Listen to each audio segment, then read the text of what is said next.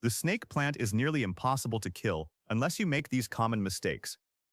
I have seen more snake plants killed by overcare than by neglect. And that is the irony. The plant that survives low light and no water for months can still die from too much attention. In this complete care guide, I am going to show you everything you are getting wrong about light, water, and soil, plus the once-a-month rule that keeps it thriving for years. Let us start with the #1 killer of snake plants, and it is not what you think. Everyone knows snake plants are drought tolerant, so most people underwater them.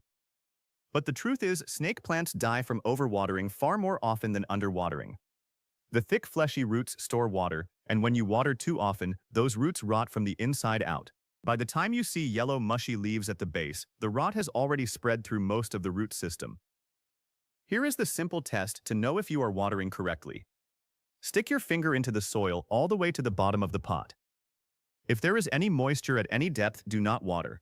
Wait until the soil is completely bone dry all the way through. For most homes, that means watering once every 3 to 4 weeks in the growing season and once every 6 to 8 weeks in winter.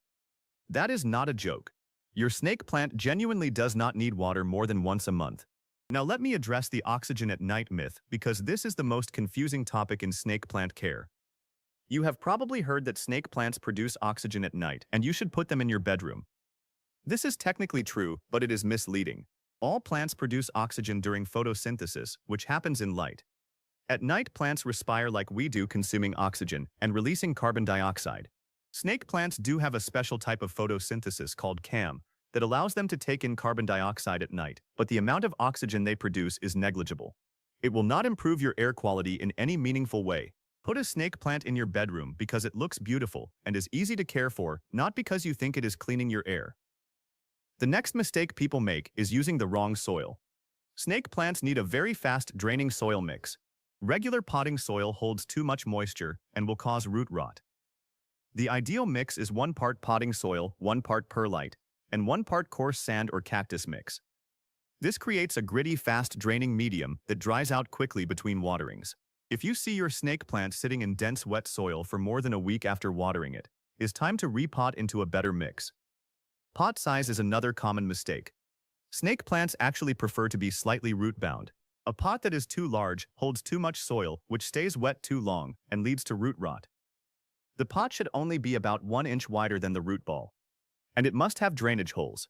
I cannot tell you how many snake plants I have seen sitting in water at the bottom of a decorative pot with no drainage. That is a death sentence for a snake plant. Light is where most people get snake plant care backwards. Everyone says snake plants tolerate low light, and they do. But tolerating low light and thriving are two different things. A snake plant in a dark corner will survive, but it will not grow. The leaves will stay the same size, and the plant will just sit there, looking exactly the same year after year. If you want your snake plant to actually grow and produce new pups, give it bright indirect light.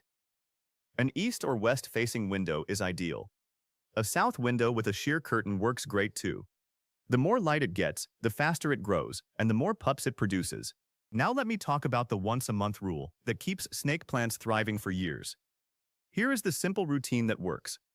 Water once a month during spring and summer. Use room temperature water and water thoroughly until it runs out the drainage holes. Then do not water again for a full month. In fall and winter, stretch it to every 6 to 8 weeks. Fertilize once in spring with a balanced houseplant fertilizer diluted to half strength. That is it, 1 water per month, 1 feed per year. Do not touch it more than that. The most common problem people see with snake plants is yellow leaves. Yellow leaves at the bottom are normal aging and nothing to worry about. But yellow leaves at the top, or yellow leaves that are mushy and soft, usually mean overwatering. If the leaves are yellow and crispy, that means underwatering or too much direct sun. Check the soil and adjust accordingly. Brown tips on snake plants usually mean fluoride or chlorine in your tap water. Use filtered water or let your tap water sit out for 24 hours before watering. Another problem is leaves falling over or flopping. This happens when the plant is overwatered and the roots cannot support the leaves. It can also happen when the plant is root-bound and the pot is too small. Check the roots. If they are healthy and filling the pot, it is time to size up by 1 inch.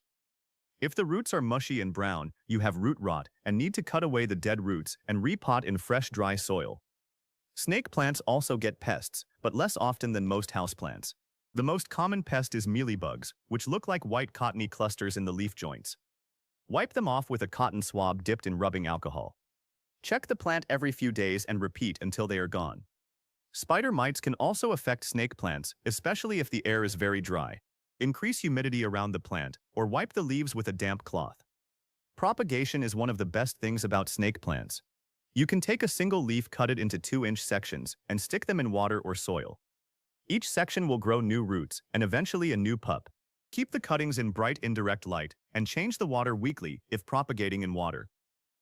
Within a few months, you will have new snake plants to share with friends. This is how I have turned one snake plant into dozens over the years. The most common variety of snake plant is the trifasciata, or lahentai, with the yellow edges on the leaves. But there are many other varieties, including the cylindrica, with round pointed leaves, and the moonshine, with silvery green leaves. All of them have the same care requirements. The only difference is growth rate. The variegated varieties grow slightly slower because they have less chlorophyll in the white or yellow parts of the leaves. If your snake plant has not produced new pups in years, it is probably not getting enough light. Move it to a brighter spot and you will see new growth within a few months. Pups emerge from the soil as small pointed shoots next to the mother plant. You can leave them to form a cluster or separate them when they are a few inches tall to start new plants. One thing nobody tells you about snake plants is that they are mildly toxic to pets and children if ingested.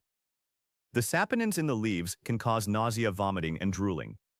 This is rarely serious, but it is unpleasant. If you have curious pets or toddlers, keep the plant out of reach, or choose a different plant for floor-level placement. The biggest myth I want to bust is that snake plants are boring. They have become known as the basic plant that everyone has. But there are so many varieties and shapes and colors that you can create a stunning collection with nothing but snake plants. The tall upright forms, the short rosette forms, the twisted cylindrical forms. Put them in modern pots and group them at different heights, and you have a room full of architectural interest that requires almost no care. Let me give you the honest bottom line on snake plant care. Put it in a pot with drainage holes. Use a fast-draining gritty soil mix. Water it once a month in summer and every 2 months in winter. Give it bright indirect light if you want it to grow. Ignore it the rest of the time. The snake plant thrives on neglect. The more you leave it alone, the better it does. Every problem I have ever seen with a snake plant came from someone caring too much, watering too often, repotting too soon, or fussing over it. The best snake plant owners are the ones who barely think about their plants. Follow Plant Blueprint for honest plant care that actually works. Subscribe if you want real advice, not hype. And tell me in the comments what your biggest snake plant struggle has been. I read every comment and I will help you get it right. Thanks for watching, and I will see you in the next one.